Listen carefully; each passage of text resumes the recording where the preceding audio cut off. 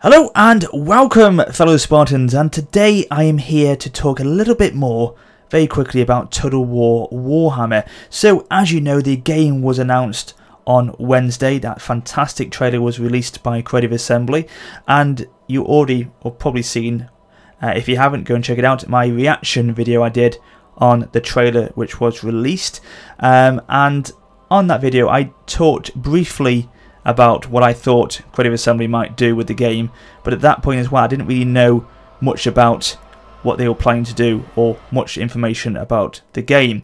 It was more just a reaction on the trailer. However, since that I've been looking throughout the forums across many sites, and there has been confirmed information by CA now about what they plan to do with this game. So basically I thought I would just share this information with you now in case you weren't aware that this had been confirmed by the team. So I'll just quickly go through you bit by bit what has been, as I say, detailed by CA. And of course this is, as always, subject to change, so nothing is finalized with this.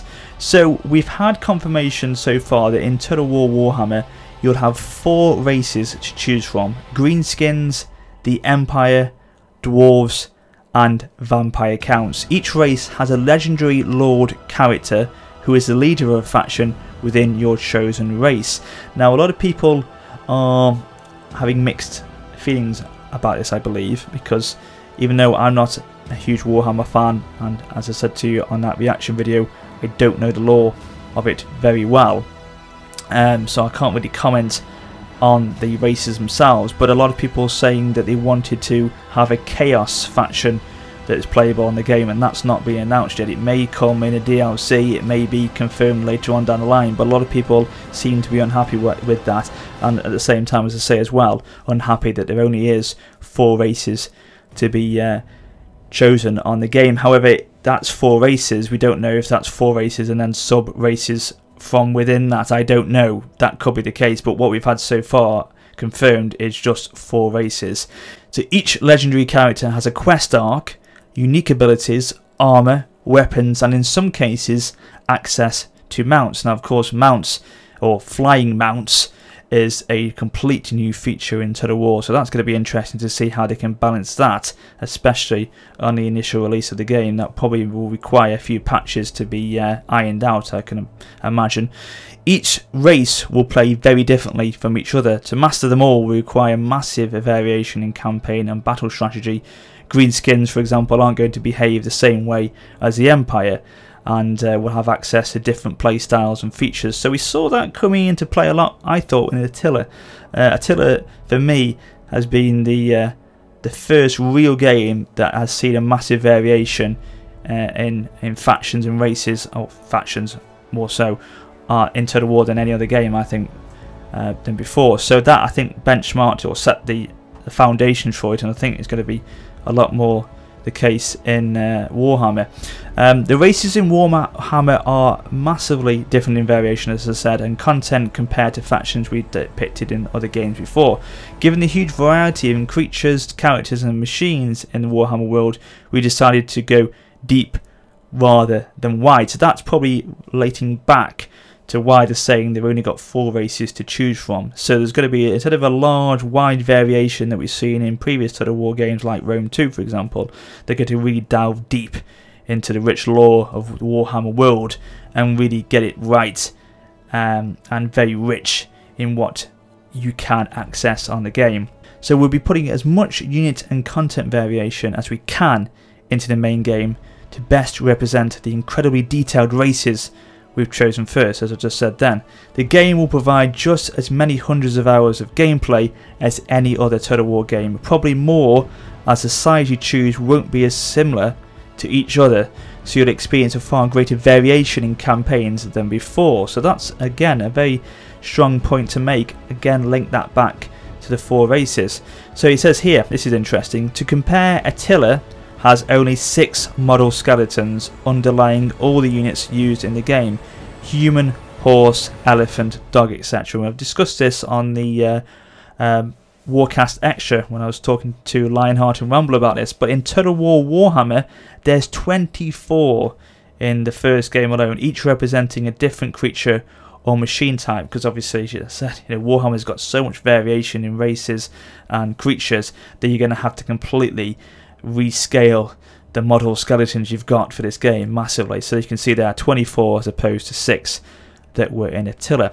Now this is a very big point because people are worried about this development time. Total War Warhammer has been in development for a number of years already, I think 2.5 years, and a lot of people were very concerned, understandably, that when this was announced on Wednesday, oh my god, Creative Assembly are losing their vision, they are going away from the historical genre of games that they have built their reputation on.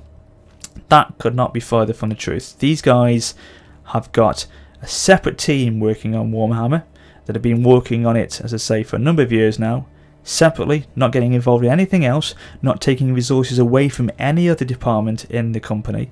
So they've got still people working on Attila, maybe still working on Rome 2, who knows, and they will be working on future historical content as well for another Total War game in the future, and guarantee that will never change. So Warhammer is just a different game that they can now fortunately develop at the same time, because Creative Assembly, for all its bad things that happen with Rome 2 etc, have grown in size massively. You could never have got this company about 5 to 10 years ago doing what they're doing now.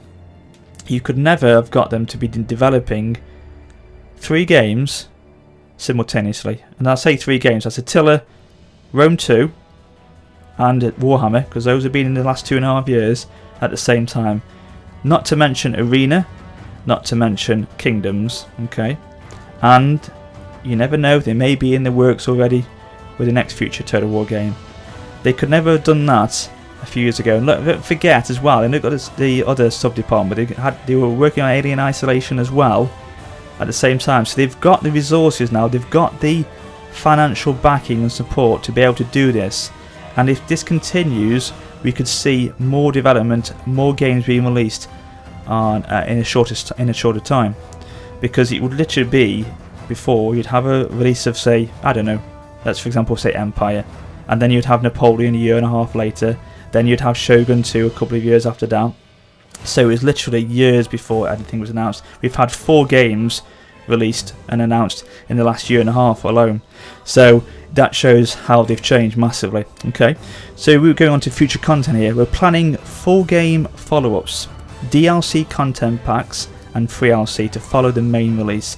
These will include new playable lords, units, races and more. So the 4 that start with will be built upon in future content. We'll talk about these in time, but for now our focus is on crafting a deep, rich and content heavy main game. Future installments of the trilogy now, we're not having just one game, we're having a trilogy, will expand the world map, bringing unique new terrain and introducing new playable lords and their races, we just said. We're planning these to be massive standalone follow-ups to the main game, like Attila to Rome 2 for example. So it says here you'll be able to get just these and play them on their own if you like, or if you have the main game too, you'll eventually be able to play across an expanded campaign map that includes all available areas of the old world. So you can either play them individually or expand your experience with them having all the trilogy standalone titles combined together by looks of things. So that's interesting. So now there's modding, and that has caused a little bit of a sour talking point so far, because as you know, modding in the Total War community is huge. We've had some fantastic mods for Rome 2 already, and when Attila gets the Steam Workshop launched for that game, I'm sure that will then introduce some amazing mods for that title. However, it is a little bit different for Warhammer, because obviously Warhammer is being developed by Creative Assembly. However, Games Workshop still owns them, and it says here they've stated, as this isn't just a CA game, regretfully there are no plans to support modding for Total War Warhammer. An assembly kit is or will be available very shortly for Total War Attila, we said, however, and we will continue to support modding for that title and plan for future historical Total Wars. Again, going back to historical Total Wars. So that's because Games Workshop are a very proud company. They they pride themselves in the Warhammer franchise and they don't want, I think that's maybe why, mods to come out to affect that image and that genre maybe, I don't know, but that's the problem, because obviously Games Workshop stole in the rights to this.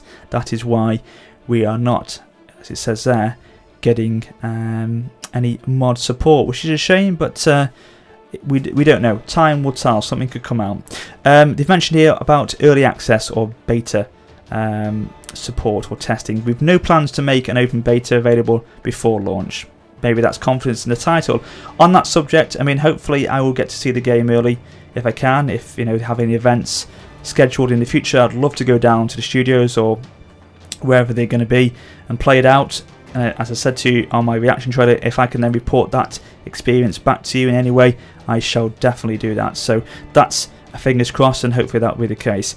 Now, they've mentioned very finally as well here, this is what they've confirmed to say, going back to historical Total War games, historically themed Total War games are safe as houses, as very well defended houses. Total War Warhammer is being developed in parallel with our historical titles. As I just said to you before, we have plans, we have no plans to abandon Attila.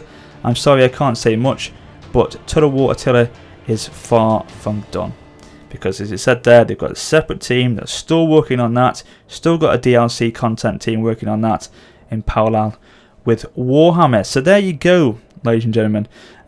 People said here, I think the 4 races on release is in fact a good thing. Unlike most factions in previous Total War games, the races are drastically different. I want them to fully develop all 4 playable factions or races instead of releasing 12 unfinished playable races at once. This reminds me a lot of Dawn of War's approach, which also started with 4 fully developed races on launch. So they've got a point. A lot of people in support of that, a lot of people against it. Me, I'm fully for it. If what someone said here on the forums, in fact I will name him, he did a very good post, Grudge NL, did say that he's fully supporting this, and I quite understand that. If they are going for this sort of deep as opposed to wide approach on in terms of content, in terms of research, in terms of development, then I'd go for that. I'd rather be polished and it ready for launch than it be a Rome 2 launch, as we all knew how that went. So yeah, I'm all for that, and hopefully they can really start to release footage and release more content and confirm more content to us as the weeks and months go on, which I'm sure will be the case. In terms of release date, again, we don't know what that is yet. Going on past history, I've got an inkling we're going to be either I'm going to go for the beginning of next year, probably around the time that Attila was launched this year, so probably February, March of 2016. If it has been in development, of course, as it said, for the last 2.5 to 3 years, then we could be already, for all we know, having already in development a very polished game already. We don't know that. We'll obviously see it when the gameplay footage comes out. So it could be, when it said on the end of that trailer coming soon, it could refer to it being later this year.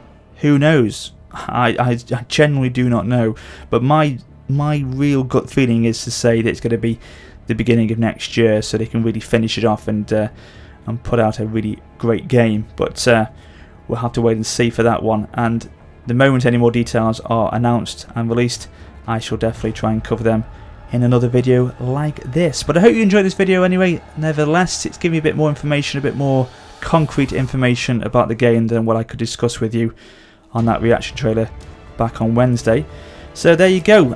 Thanks for watching, guys. If you enjoyed the video, drop a like, and of course, as always, please share your comments below on what your thoughts and opinions are about what we've had confirmed by CA today, and also what your thoughts and opinions are or on Warhammer are in general. So thanks for watching, guys, but until next time, this is Warrior Spotter for now, saying farewell.